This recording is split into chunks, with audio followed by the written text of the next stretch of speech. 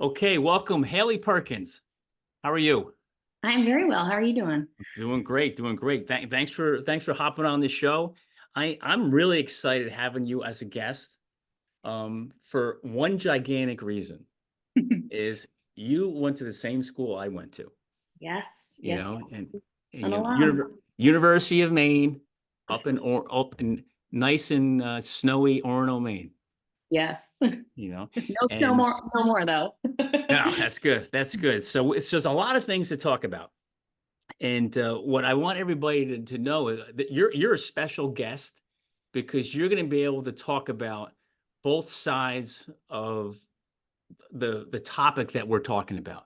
Is from an Mhm. athletic side, being a college athlete, and then I want you to talk more about your position as a therapist, correct? Yes, Right, for the athletic program up at the University of Maine, which is like it's like perfect, combination, yes. of what we're going to talk about. So, my first question to everybody who joins the show, I just want to ask, like, what motivated you? What was your desire to play college sports? Yeah. So my local town that I grew up in had a very good feeder program. My first coach ever is actually one of my very close friends' father. And I also had my dad, who was very driven himself. He played college baseball. So I kind of had that expectation, not from him, but from myself, that I wanted to pursue a collegiate level sport from probably the age of 10. And I started playing competitively at 10 or 11, playing travel ball, and also travel ball for like my local feeder program as well. So it just was what I was around 24/7. And my town was very competitive, the girls that I played in or played with. So there's just a lot of opportunity to have softball be part of the future ideal of like pursuing college. So that's kind of how it started. And then just my dad's commitment to traveling across state lines How 24/7. how far did you travel for softball? From Maine, I'd say the farthest we drove by car was to Virginia, which was about 17 Oh hours. my So God, that was a that's a commitment. commitment. Your Yeah, poor yeah. father. But my travel ball team was actually 2 hours south from me. So I would leave on Sunday mornings at 3 in the morning to get down for 6:30, 7 o'clock practice, and then practice from 7 a.m. on Sundays to about 2 in the afternoon. And that was my everyday weekend. Two And hours away. 2 hours away. Yeah, we didn't have a feeder program that was competitive in my area outside of like my town ball. So yeah. Wow, that's a commitment. You Yes, I know, wouldn't have been able to do it without my dad's yeah, commitment as well. that's a lot of miles on the car. Oh yeah. Yeah, that's Um, his one complaint actually. yeah, I'm sure. Probably went through a couple different cars. Yes. So you're up at Maine. You're playing there for 4 years, softball. What position were you? I was a utility when I was Okay. recruited. High school, I was a catcher, but ended up in the outfield. I was a right fielder for my time at. Okay. Okay, great. So what was your favorite moment up there? Uh, right before COVID hit, we went to Spain, Barcelona, Spain, and Oh, Girona, wow. played international, which was one of the coolest experiences I've ever had. We played against teams, either Team Spain or Team Barcelona, and we were there for about 5 days, and it was just a very great opportunity to bond as teammates, to experience a new culture, to be able to say that we went to Europe, Yeah. and it was just something that you don't often get in a sports environment. So it was Yeah. a really, really neat experience. So can we drive that a little deeper? Yeah. You talked about, the teammates, the travel, the experience. Talk about the camaraderie of the team. Talk about the dynamics of the road trips. Talk about the commitment to winning and how you guys as young women, and again, you start at 18 to 22 or maybe 23 years old. That's a big age gap at that time. Yes. Yeah. Talk about the camaraderie of the team and the feeling of belongingness there. So during my time, I would say that the big driving force for keeping our team connected was just that sense of like, I don't know, some teammate or some teams might have this experience too, but music was the biggest piece of Okay. putting us together, What getting kind of music? everything. Country, rock, hip hop, rap. Yeah. That was like my first experience walking into the UMaine atmosphere in the locker room and just all these girls dancing, having a good time, blaring the stereo Yeah. in the locker room before practice. But it is, I will say, with like you said, 18 to 22-year-old girls and 23 on the team, it's a lot of different personalities, different dynamics, different expectations around the commitment to sport. For me, I was actually a walk on as a freshman, but then I ended up getting scholarship as I performed or as the years went on. But some people had different motivations in being there. Some were getting their school completely paid for, so that's why they Hmm. committed. Maybe they were in state, just wanted to continue their career, which was similar to my experience. Some people were in it for the fact that softball was their driving force. So just being able to see the different backgrounds and reasonings behind committing to a Division I program, you didn't realize it until you really got to know each teammate and see what their reasoning in being there was. And then how I would imagine you still talk to some of those young ladies till today. Yes, yep. I actually senior day is end of next week, so we've got some alumni coming up, and I'll get to see some of my fellow teammates, and we've got a couple weddings this summer as well. Wow. That'll be it's when you haven't seen someone in a long time, it's like right back into it, right? It's like yesterday. Yeah, things definitely haven't changed. So as a college athlete, tell me what are one or two things that you've picked up, that was a big learning lesson for you that, hey, when you go from high school, right, to like everything is probably a little easier, right? Then you get thrust out into okay, you're living on your own, you're on campus, you're with all these strangers. And what kind of life lessons did you learn as you went through school, freshman, sophomore, junior, senior year that helped prepare you for life? Yeah, I will say when I came in as a very naive freshman, I was definitely a people pleaser.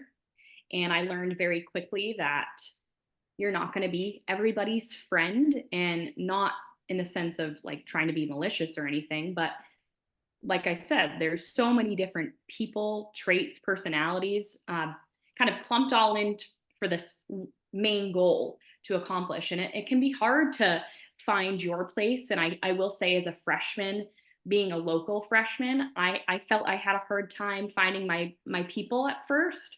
The seniors that were there when I was a freshman were took me kind of under their wing and were very supportive and ended up being some of my go-to people.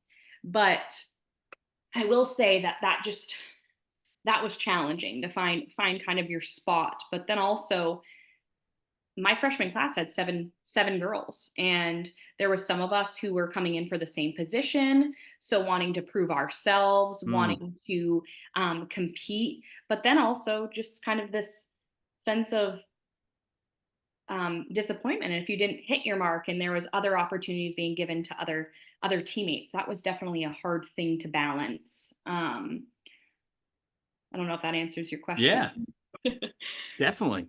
So let's go backwards even further, right? Yes. So you're choosing to come to Maine. Hmm. You just described like the growing pains, let's say, for lack of better words. So what advice can you give a younger girl, or guy, what it doesn't matter, they're in 11th, 12th grade, they're aspiring to come to school, to college, play, and it's division, one double A, division one's big time sports. Yep. You know, what kind of advice can you give them to say help maybe make them more prepared for what to expect when they show up to campus? That it's not going to necessarily always work out, and I don't mean that in a bad way, but there's so much demand and so many things to balance as a college athlete. You've got your academics, you've got your practice schedule, you've got your travel schedule, your coaches relationships, your team relationships, family, financial stress, living maybe miles away from home. There's so many things that change all at once, and not putting the expectation on yourself that you are supposed to have it figured out, because it's not possible. This is a new environment, new people, something that you've never experienced before. And there's, like, in my role, for example, as a therapist, my role is to help these athletes succeed. And there are resources on campus and people on campus that can make that easier, especially as a freshman or a transfer coming in. So just realizing that this discomfort is part of the process, it's going to be there, it's unavoidable, Mm. but there's people that are supposed to help you and make that as seamless as possible. And when you are facing those challenges, be able to rely on those people as well. I'll tell you what you just said, Haley, is discomfort is part of the process. Yeah. That's huge, And it you doesn't know? feel good, let me tell you. No, no. We're It human, we want to be comfortable, but right. We wanna be comfortable. Going outside the comfort zone is uncomfortable, but when it's unexpected, and then you're thrust into this uncomfortness, mm, it's not easy to handle, no. and like you said before, when you're miles and miles away from home, if I go back to prehistoric days when I was a freshman in college, remember getting dropped off at Penobscot Hall, right? 402 Penobscot was fourth floor. It was all the way in the end was my first dorm room. And there was we there we're going way back. There no cell phones, no computers, no internet, no, like, you got dropped off and that was it. Yep, Like, you weren't talking to anybody until if your parents dropped you off in a 12-hour drive from New Jersey. I wasn't talking to my parents until they got home, yep. which might have taken a couple of days. You know what I mean? So that's discomfort, you know? So from where you're sitting, if you're open to it, Mhm. what do you think was the most uncomfortable thing you had to face as a new athlete or as an experienced athlete on campus? I would say the biggest challenge that I faced was my transition to living out outside the house in a dorming situation. I developed an eating disorder, Mm, and I think a big piece of that was, one, this pressure to have this athletic body and this athletic build. And I will say that my eating disorder was present before I got to college, but it definitely elevated because when you get to school as a freshman, you're living in a dorm with another person. You've got no fridge, no stove, no microwave. You might have like the mini fridge or whatnot, but you don't have access to your own groceries. right. And the dining halls, if you have food sensitivities, for example, um, they're very limited. And I went Yeah. into my freshman year actually on a very strict diet due to having serious acne. And I was cut off of like Really? sugar, carbs, All the good stuff. caffeine, alcohol, and dairy. And let me tell you, trying to fuel your body as an athlete, practicing 20 hours a week, trying to throw weight around, and then also just trying to survive as a person, that was nearly impossible. So my biggest challenge was definitely the adjustment to my eating routines, Hmm. also that demand of trying to be fast, trying to be strong, trying to look good in my uniform. Just those pressures of what I was supposed to be really kind of, it ate me alive as a Yeah. freshman. Wow. So the other thing you mentioned, you're in your dorm, your roommate. There's no privacy either. No, Zero. zero. If you're looking for 5 minutes alone, you're walking outside the dorm to take a walk by yourself. That you can't just say, "Hey, like, you mind leaving for a little bit?" So body image. I've talked to so many athletes, men and women, Hmm. who talk about image. They talk about body image, and depending on the sport, they're focused on a certain type of body. Hmm. You mentioned before the eating disorder, which I really appreciate the fact that you brought that up. That takes a lot of courage. Most people aren't willing to do those kind of things. Um, That's coming from somebody who's worked on a recovery at this point and Yeah. has acknowledged the problem. Yeah. So how long did it take before you realized you had that problem? Or did someone else have to point it out? So it's funny you say that. That was actually a big challenge with the transition to college. I looked a certain way as a junior, senior in college, and when I got to the university, you know, that kind of running joke of like the freshman 15 happens. Well, when you go from being Miss Maine softball to not even starting on your state team, your university team, it really hits the ego hard of Yeah. like, am I meant to do this? Am I able to do this? So I will say I coped with food definitely that freshman year, and I put on some weight. And I remember being at my exit meeting at the end of my freshman year, and this was before I had kind of proved myself. And my coach said to me, I know he didn't mean harm by it, but he said to me that I won't see the field until I lose weight again and I'm back in that body that I'd come in with. And How did you handle that? yeah, how do you handle that as a 19-year-old girl Yeah. who you've got What these societal expectations of what you're yeah. supposed to look like and supposed to be? That's What did they actually say to you? um I can't remember exactly, but how he said it wasn't like you're fat or anything like that, but pretty much, Hailey, you're not as athletic as you were. You don't move as quick as you were.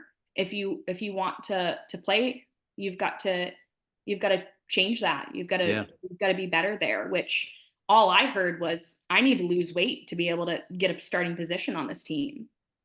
Right. So I will say that sent me the other direction. I lost a significant amount of weight. I was overtraining, which I know we're going to talk about work-life balance here shortly, but I didn't have that. I was committed to the process of being able to play, and if Right. that meant starving myself and training um, 3 hour practices, an hour lift, and then taking my own time up at the rec center to do some cardio for an hour or two, I was going to do it. So you went full speed in one direction. Yes, and I will point out that that kind of roller coastered through Okay. my time at the university. And you can actually, it's very visible in seeing like my transitions from a freshman to a sophomore to a junior to a senior. And they post those pictures on the team rosters, Yes, yeah. so you can So see I don't it. know if you can tell very much that way, but Right. you can definitely tell in like my training and what was my focus at those points in time, Right. which was not taking care of myself.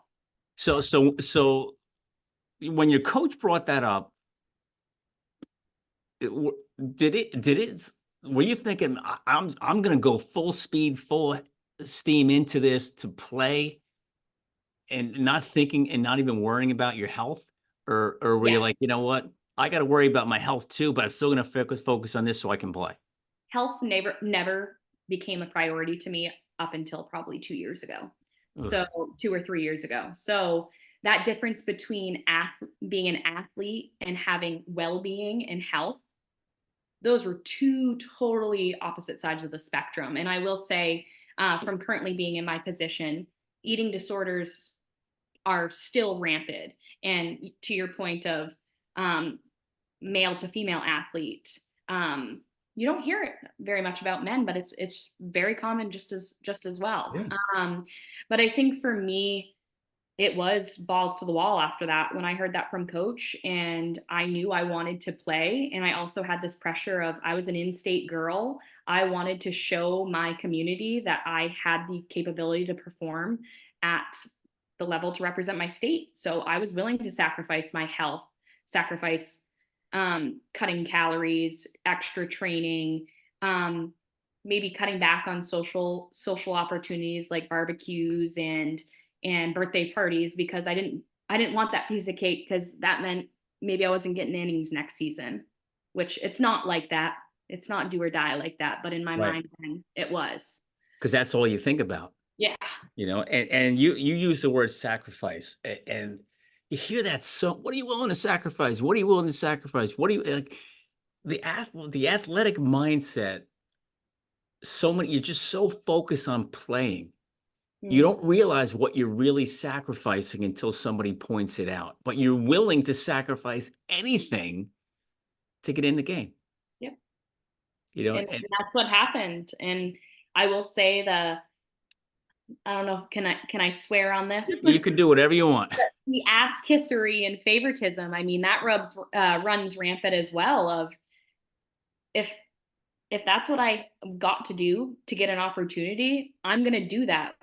If that impacts Right, maybe relationships with teammates, with other coaches, at that point in time, if your goal is to get playing time and to perform, sometimes those things are sacrificed. yeah, that's big. So work-life balance, Yes. okay, and I'm gonna kind of combine this with a couple of things, and we might go off in a couple different directions. But we just talked about sacrifice, and Mm. and you know, for those who don't know, who are listening, I played football at the same school that Haley went to, University of Maine, and so I know what it's like to live up there in the heat, the cold of the winter. I was going to say Yeah. the heat of the season, but cold of the winter. Yes. And what it's like to be outside and walking across campus and all that kind of stuff. But the traditional student, for lack of better words, right, Yep. doesn't understand. They can't figure out and follow what you go through every day as Yes. a college athlete. I don't care if it's Division 3, 2, 1, Power 5, whatever. Mm. They don't understand what goes on behind the scenes.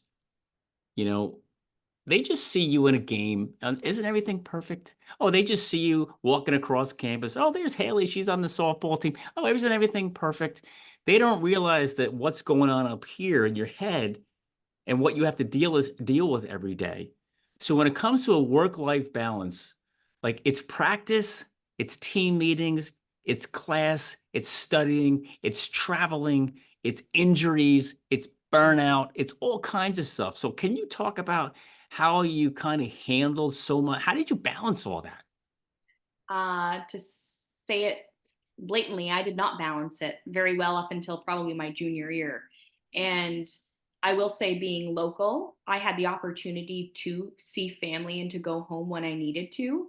But that also, at times, made some of my teammates feel as though I wasn't invested with the team dynamic, because I wasn't spending every waking moment with other teammates and going to social events with the team.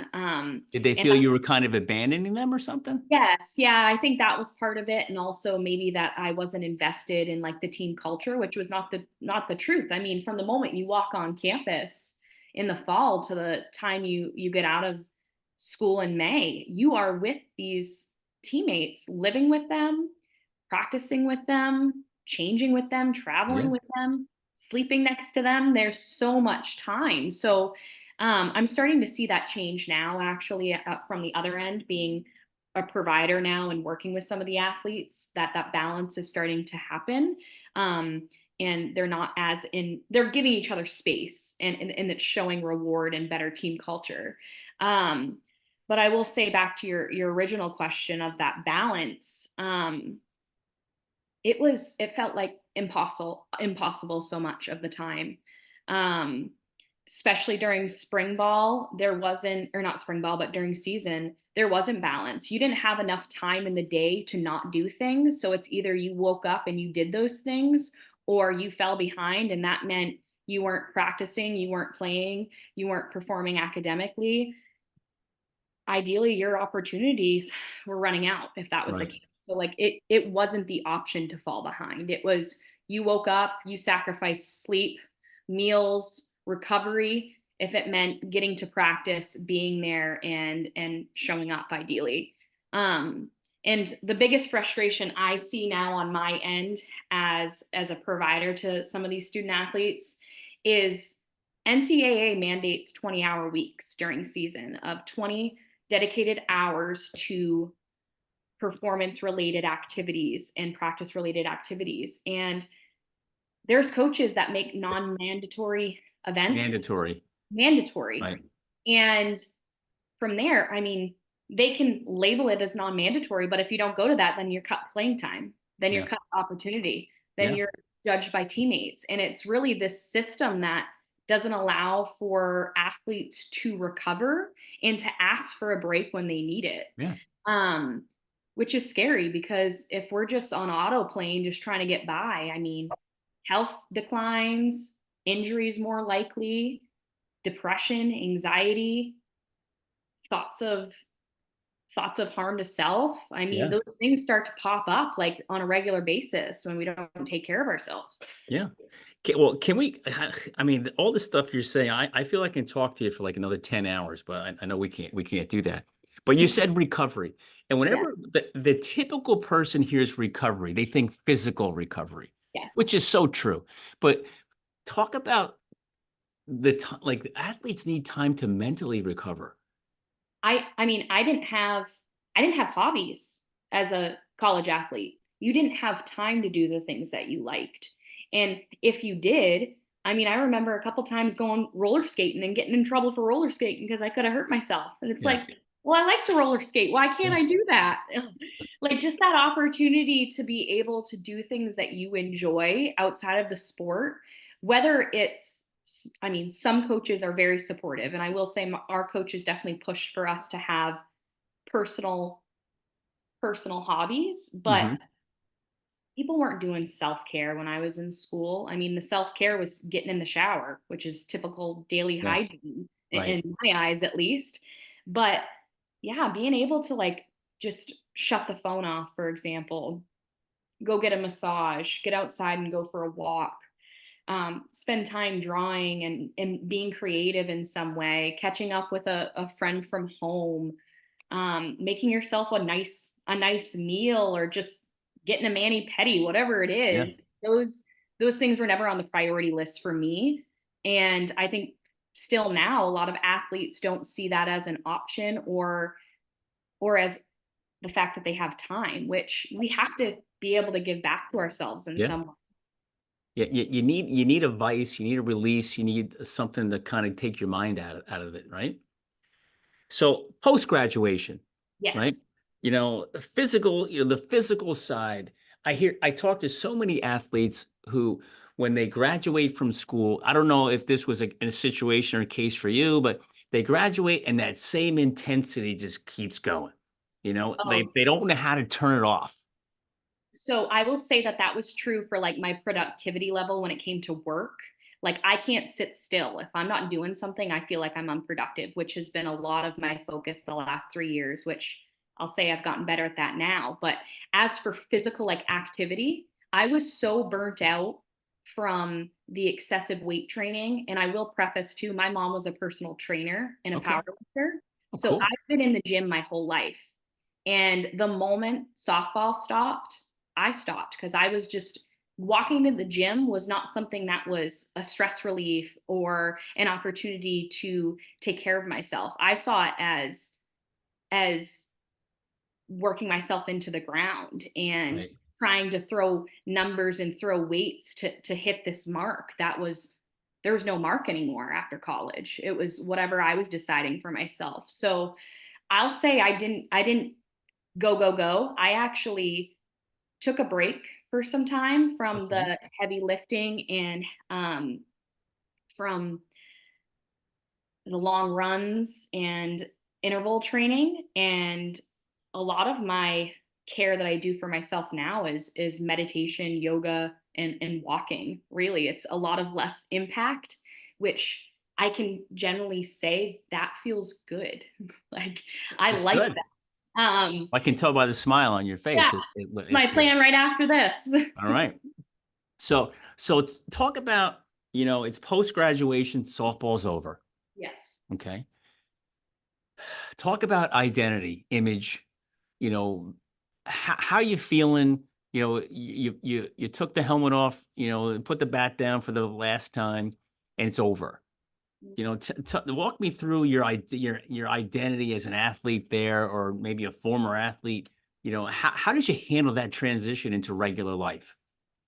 I don't think I handled it for about the first year. I just blocked it, blocked it out until one day I remember driving home from work and it just all hit me. I was having like flashbacks from the season, from things wrapping up, from some things that didn't go my way. And I was like, holy crap, I've just completely turned this part of me for 18 years just off.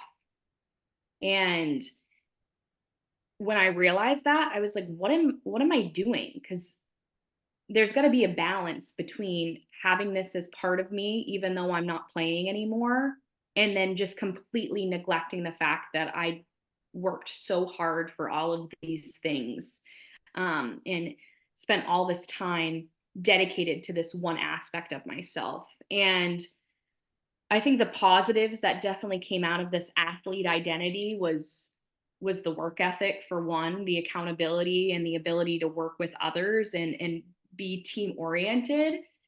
But I think that the downfall or the downside to that was if I wasn't working towards something, I felt like I was lazy, I was unproductive, nothing was going to work out for me. And that was hard, especially because I went right into grad school. And I felt like because I didn't have the physical activity or all those hours dedicated to this to softball, like I was missing something. So I started not taking care of myself because I wasn't being as physically active as I had been. So my body kind of took a shot there. And then I disconnected a lot from some of my teammates because, which at that point you'd think you'd connect with them because we were all going through the same thing. But Yeah.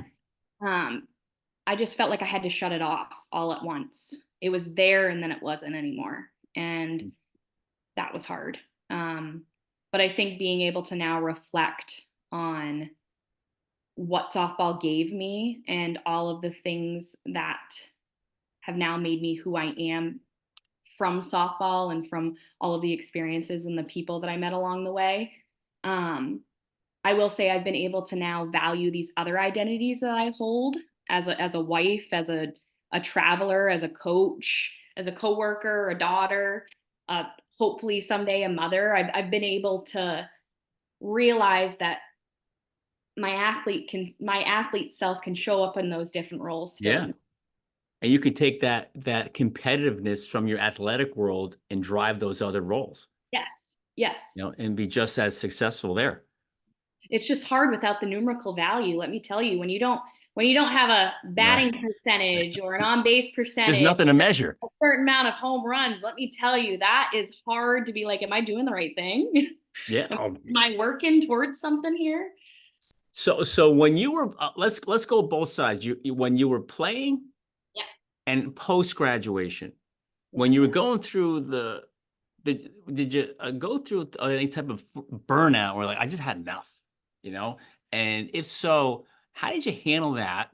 And who did you go to? Were there any go-to people that, I mean, you don't have to name names or anything, but was there a place to go to get some relief? So it's really funny you asked me this question because this is the whole reason why I am in the position that I am now as the student athlete therapist. I burnt out. COVID hit midway through my junior season, and that was going to be my season. We had 12, 13 games at that point. I was hitting over 300. I was the only person on the team not strike out yet in a game after Wow. 12 games. Kicking I was kicking ass. I was so excited to see what was going to happen. And then March 20th hit, everything shut down, softball was over. And I just remember everything going virtual, having to train independently.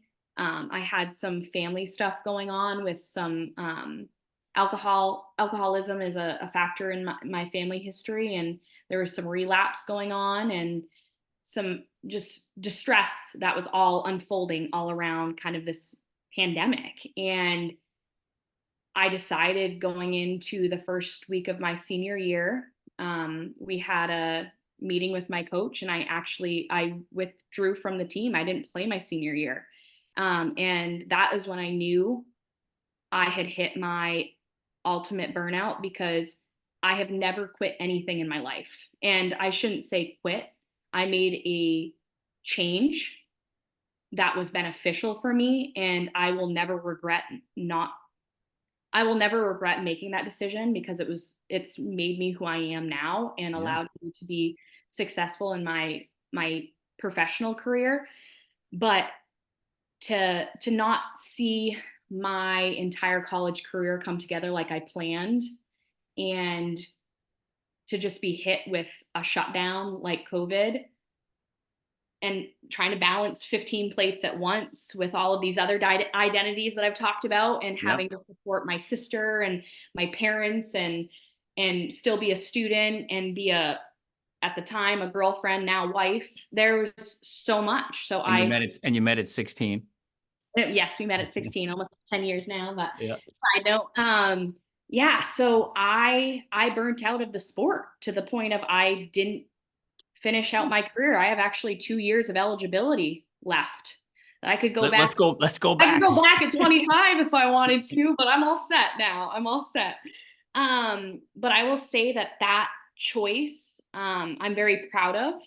At the time, I had a lot of backlash from teammates, but I think as the year unfolded, they started to realize why I did that, because the people didn't know all the other things that were going on in my Yeah. life, and I felt like that was what I needed to do, and now it actually worked out that when I went for my master's program, my first year, I had advocated for a grad assistantship in the athletic department for mental health, because when this all happened, my athletic trainer, she was amazing. She was so helpful. And I will say that my coaches, when I told them that I was done, were extremely supportive of my decision. But leading up to that, I didn't feel like I had anybody to talk to. And Did I, did your did I your was team wrong for that. did your teammates feel did like turn their back on you a little bit or no? Um, I hope not. I think some did and some didn't. I still have, like I said, I've got some friends that I'll see Yeah. this year. My class really supported me. Some of the younger girls, because when I made this decision, I was a captain as well. I was a captain my junior year and going into my senior year. So to see a captain walk out on a team, I did get some feedback on that decision. But I think once people actually had a conversation with me and realized why I did, they were understanding. But seeing kind of like the just blatant decision really caught people off guard. Yeah. And um at the time I wasn't comfortable in sharing all the reasons why. Now I am, but that was another whole pressure of Oh, being a captain, being a leader, being I someone can't that they even looked up to. I can't even imagine that. And it was not over playing time. I was a starter. I was like, I did it. I had the Yeah. things, but just softball was not what it once was to me anymore. And I I had to make the decision for my well-being. All these other pieces of me were not happy because I was sacrificing so much to be this athlete and be this thing that I wanted everybody else to observe and watch happening, but I wasn't in it The anymore. image. You were Yeah, trying to the keep the image. image up. Yes, I was trying to keep the image up, but my internal was just like, "Let me get the hell out of here, Yeah. please." Man, this is one hell of a story. Yeah, You I know, forgot that big piece this there. this huge. It's huge. Okay. So I now I see why you're doing the job you do. Yes, because You know, I want to be that person that maybe keeps them in it for the right reasons, or or shows helps them them get that, out. or helps them get out, exactly. Yeah. I It mean, shows that it's possible. yeah. Oh, wow. Whew, man, I can ask you 1,000 questions right now, Please. but I'll keep you here till 2 in the morning. Um, so let's talk about, I know you mentioned burnout, but one more question about playing, and then we'll switch to your current role as a Yeah. professional, Yes. is injuries. You Oh, had a couple of those. How did you handle that? And how did that impact maybe your decision to say, you know what, I've had enough? yeah. So I had never been injured. This is the only injury I've ever had in my life. Was my sophomore year. We were playing down in Connecticut, and I was leading. I was a leadoff when I played, and I was on second base. I had just gotten on, and one of my teammates hit a ball, I want to say right up the middle to the like second base side. So I was like, I was pretty quick then. So I was like, okay, I'm getting home, no problem. I get going, and I was a head diver. I dove head first always. And I did that, but I had to dive around the catcher, which now it would be obstruction. I would have been safe. I mean, I was safe anyways, but I tore my labrum of my right shoulder, which was my throwing arm. I Mm. dove, but I dove onto my arm. So it was like underneath me. And I just remember getting up and hearing like white noise and my whole right side just on fire. And I didn't process. I just went right into the dugout, and I went to our athletic trainer. I was like, something is wrong. And she goes, yeah, your shoulder's all locked up. But I remember my coach looking at me. Innings changed, and he goes, get right back out there. So I went back out, and I was someone who could throw from the fence to home, no problem.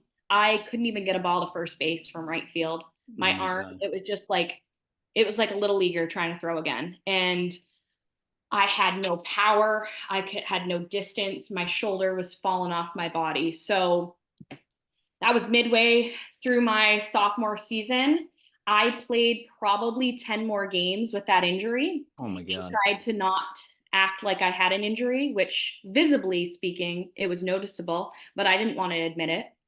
To the point where like I said, with my eating disorder that developed, I started to cope with food. I started to gain weight throughout that season because I didn't want to own the fact that I had an injury.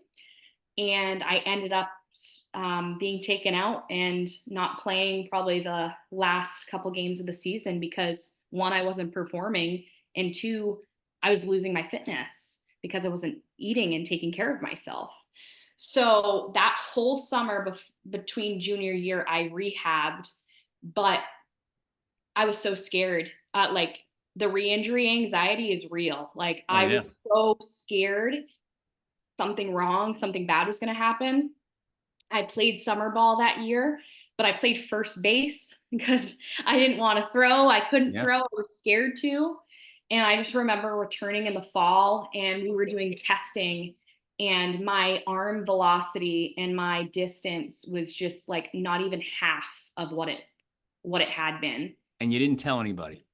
Didn't tell anybody Oh, until finally my athletic trainer, which I believe it's like mandatory now that athletic trainers have like a injury report that they give to their coaches. But I was telling her I didn't want coach to know until he pulled me aside and was like, Hailey, what is wrong with you? Like, what has changed? Like, yeah. your arm is shit. I'm like, I know it's because I tore my labrum and I had to just go get an MRI. So rehabbed it. I was fine by junior year, but to have a starting season as like being able to start and playing my sophomore year and then halfway through to get busted up like that and to try to play on an injury just to be able to play. I should have never done that. I mean, now I'm dealing with the repercussions. Ugh, it's just the drive of an athlete who does not want to come off the field. And when it's not your fault and it's like not work ethic, it's not any Yeah. of those issues, and it's just the fact that your body's not doing its job anymore, that is the biggest identity crisis of it all. Like, I I was recruited and paid for my arm. Yeah. It's not working. And you don't believe it's not working either when it's I not don't working. believe it's not working. Yeah. What is my point? What is My my God. point on that team? Like, it's just completely Mind throws me. blowing. Wow. What a story. So now out of school, out of grad school, time Yes. to get a job. Yeah. You get a job at your alma mater. Holy Mhm. smokes, right? Yeah. How cool is that? So talk to me about that. Tell me, what motivated you to do that. And let's talk about, well, okay, based on all the craziness you just went through in the last 4 years of your athletic career plus Yeah. grad school, how did that help you identify, hey, I can see this girl's having a problem. Hey, I see this guy's having an issue. Hey, can you identify sometimes what's going on with some of these young athletes? And do you address that? Can you address that? Or do they come to you? How does all that work? Yeah, so I'll start with like just the process of students getting connected with me. So in my position, we have like direct referrals. Students can just come right in and set up sessions themselves.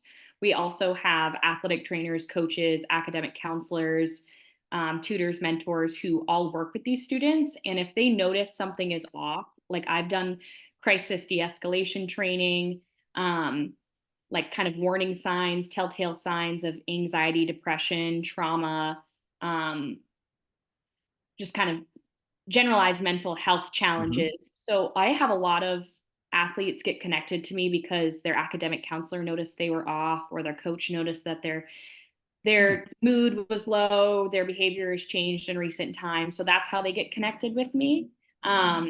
And I'm actually going to be in house in the athletic department this coming year, which is really exciting. So students won't even have to be like walked over by their coaches, which a lot of them don't want their coaches knowing that they're getting support. So Right. they'll have that freedom to connect with me with no barriers. Which Um, building will you be in? I'll be in the memorial gym, so Okay. the Just want everybody to know in case they're listening, they know where to find you. yeah, yes. Third floor, room 306. There you go. Yeah, so that's how they get connected with me. Often enough, I just can tell by their affect and how they carry themselves. I mean, to see some of these athletes off of the field, the court, the track, and seeing them in my office space and then seeing them when they're performing, it's I see two different people, which I have the pleasure to see that, and that's how it should be. Yep. And personally, I think they're that's the identity piece of I'm the athlete versus I'm the person in the chair here. And I think for me, I can see anxiety written all over a person just by how they're moving, their eye contact, their jitteriness, their thought process. Um, just observing the anxiety, which I mean, being a college athlete, your stress tolerance is higher than most people because you're managing so many factors at once. But normative stress and anxiety often becomes part of the day to day because they're just having to go, go, go. So just seeing students that way, and then also just the depressive mood of being burnt out, maybe injuries, dealing with recovery time, disconnect from coaches, maybe missing family, not having a sense of belongingness they feel on their team. Often I can tell just by the low mood, the down kind of aura they're giving off, and then just the fact of feeling like kind of hopeless. So Yeah. most of the time, the students that I'm dealing with, it's often performance related anxieties. Or like I said, I don't know if I said this before we actually started recording, but the adverse childhood experiences, which there's 10 that we do paperwork for and they have to fill out. There's 10 ACEs, and often average people have I want to say 1 to 2 ACEs, most people. But I'm dealing with some students who have ACEs up to 7, Now, which what's an ace? so an ACE score could be something like parents separated or divorced, Okay. child abuse, parents incarcerated, um, oh, let's see here, uh, low income status, maybe having no food, So clothing, really tough stuff. really tough stuff. And I have often most of the students that I'm working with have anywhere from 3 to 7 or 8 ACEs. So Oh my God. to think about them balancing a college education, a scholarship on a team, being halfway across the country from their family, and then or from wherever they're from, and then having all this prior trauma and experience, that's what we're educating a lot of these coaches on. They're like, I don't understand why some of these students they're so reactive, or they're so they just get angry, or they're so anxious they curl up at a ball. It's like, well, it's because I mean, their parents put hands on them, or their Yeah. parents were never around, or they had a sibling that was had Yeah. serious illness that they had to take care of for a long period of time. There's so many other factors, and we just Just, look yeah. at the athlete, we lose all of those other things. You just want to say to the coach, hey, they're human. Yeah. They're You not know, they're machines. not robots, No. man. Wow, whew, that's crazy. So I'm trying to think of what, again, I got 15 other questions to ask you, but um, how do the athletes come to you afterwards? Hey, I'm feeling better. Thank you for your time. Thanks for your input. I took your advice. How does that work? How do you see these kids change and improve? Yeah, so sometimes our service is set up as a short-term solution focus. So I might see a student one time, or I might see them their entire time that they're at the university. It really depends on what their goals are, what they're coming in for. Um, I will say I have a lot of pride in this one student that I've been working with. I've been working with them since the beginning of the fall semester. Serious anxiety, very high expectations, perfectionism, long distance runner. So just high productivity measures to be met, and um, medication referral. After meeting with them for a couple months, I told them that we can talk about coping skills, we can talk about attachment styles, we can talk about parental parental relationships and how they've impacted you and the basis of where your anxiety is stemming from. But I'm telling you that medication could be a huge support for you. And we did a lot of like psychoeducation around how medication can support this athlete, what some of the changes that could happen. And this person was having such bad somatic symptoms. And what that means is like physical symptoms of anxiety. So, like throwing up in their mouth, having Mm. constipation and gastro Oh issues, my God. um, uh, like starting to feel nauseous, like right before performance, just things that make it impossible to then try and run a 5K. Like you Yeah. can't do that. So we got this student set up um, for medication, and they're like, just seeing them now, like it's just Two a different people. total two different people. Wow. And just to see how much happier and more, I don't want to say carefree, because this person is very, very deliberate and um, cares about what they do in their life. But just to see that they're doing it with so much less pressure and built up tension, it's like amazing. Like they're able to sit still in a chair and hold eye contact and have a conversation with you. Before they That's were great. pulled right up in a ball, couldn't move straight, was so worried Yep. about what everybody else was thinking and saying and doing. And it's crazy to see how, especially if it's such a severe chemical imbalance like that, how medication can be such a benefit. But there Yeah. is a lot of stigma with medication use too. And I'm not someone to push medication. I'm not a medication manager.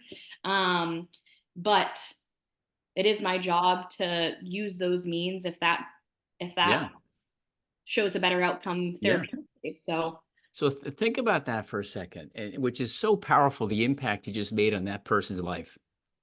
like, If they weren't really they weren't functioning properly, no, but no. they were living, but they weren't functioning. And they came to you, and you were able to identify problems, issues, and solutions, and you changed that person's life probably forever. Like you just made history for that person, a future history of something they're going to have a quality of life that if they never met you, never talked to you, probably would have never happened. And I don't want to take ownership for all of that. I mean, my job is not to problem solve or fix or give my opinions. My job is to help Yeah, guide them to those options. And I right. would say this student did nearly 95 to 98% of the work. I was just the one showing them what they could do. Well, that's what coaches do. Yeah, that's You know true. what I mean? Yeah, You took your athletic mindset as a leader, captain, coach. You took your professional education and you put it all together and you helped an athlete change their life forever. that's been the other huge piece of this role too. Why I think it's been so well received from what I've heard from the athletic director and from most of the students that I've worked with is the fact that I have lived experience in the same Yeah, environment. yeah, I get it. And I mean, I was recent athlete, which some may complain about that of being so close to being or so near to graduating is what I mean. But I get it. Yeah. And sometimes just being able to talk to somebody who understands it at another level, My God. Yeah. that's just healing in and of itself. Yeah. I think my opinion, which obviously it's not even remotely close to the world you live in, because your education is 10,000 times above mine and your experience. But I think it's easier for an athlete who's to talk to you who one played there, went through the same kinds of trials and tribulations, but you're extremely young and they can say, hey, this she knows what she's talking about because she just went through this kind of stuff. Whereas if they walk into a 50-year-old old guy or old woman, they're going to say, what do you know? It's not, it's different. Things are different today. Things aren't the way they were back when you were a kid. Because like I have children and they're in their 20s and they all say whenever I talk about stuff, they're like, hey dad, it's not the same. It's different now. It's not the same when you were a kid, right? This social media, this dating Right. culture, these expectations for athletes, they're just Yeah. completely Yeah. a completely different level Right. of stress and Yeah. struggle. Yeah. So Hailey, we're coming to the close. I mean, we're going on an hour and a half, which is phenomenal. The time's just flying by. Um, is there anything else that I haven't brought up, or anything I haven't asked you that you think should be a good topic for us to touch on before we say goodbye? I think my biggest piece here, and this is more speaking to coaches, is if you do not take the time to get to know your athletes and actually invest energy in understanding them and how they operate, you will not be able to use these athletes to their full capabilities and Mm, allow them to develop into the athlete that you recruited them for. It's a two-way street. It's not all the athlete putting in all this grind and dedication and work to prove themselves to the coach. The coach needs to prove themselves to the athlete too, and why they deserve a relationship with them, in my opinion. oh, wow, that's And great. that's not coming from a clinical. That's coming from me. Of it is just as much the coach's job to invest time and energy and relationship with their athletes as it is the job of the athlete Yeah. to get to know their coach and their teammates. And it's just for culture, for team culture, for feeling like they have somebody to go to and to talk to. I mean, I have some athletes who haven't even had a conversation with their coach the whole year that they've played for them. And Mm, it's like, how are you supposed to understand how your coach operates or how they're supposed to work with you if you can't even ask how they're doing? And that yeah. is not the athlete's job. And at the end of the No, day, to be no, checked in with their coach. That's the that is coach's job. that's incredible. Now, are you the first person in your position at the school? Yeah, and I'll say I'm the first position in the state. There's not a Wow. social worker with a background in sports Wow. therapy. There's I'll tell sports you. psychologists, but I've had people from Southern Maine, from like Thomas College, from uh, Southern Maine, from St. Joe reach out to Yeah. me and wanna interview me because they're like, "How did you get into this role?" I'm like, Yeah. I kind of created So it." there's no sports psychologist there or nothing. It's you. It's just me. Yeah, we've Yeah. had some doctoral level interns in the PhD program, which this coming year we do have. I actually have the honor to supervise a student who actually already has a consultation, um, like her own practice Yeah. in sports mental performance, which is not my background because I'm not a sports psychologist. So I'm really excited to team up with her because I can do more of the holistic approach and looking at like all the areas of life. And she can work directly with like sports performance anxiety and like visualization, self talk, those things. Wow. I'll tell you, the University of Maine is a lucky place right now because they have you. I mean, I'll tell you, I don't know how some of these kids survive without support like you. You I know? love what I do, and I have learned so much already just in a year's time with just from these students, but also Yeah. just about how I can be more effective in this role Yeah. and make truly their time as an athlete enjoyable and beneficial. So what does your future look like? Yeah, yeah, good question. Well, like I said, I've been with my husband now almost 9, 10 years. Been married almost going on one. But he runs his own business. We live out in Exeter, which is about 45 minutes from the university. We live in a big farmhouse in the middle of a cornfield, just the way I like it, no neighbors. And ideally, the long-term goal is to have my own private practice and support people, whether that's telehealth or in person. I don't know if I'll stay in the sports world forever. I like it for now, but I want to support people no matter what on the one-on-one basis. The sports world needs you. I know I'm like, maybe I go down to Boston and check things out Ooh, there. that'd be All cool. kinds of opportunities, but no, I'm just kidding. I'm definitely a Mainer, home and grown, and I will always stay here.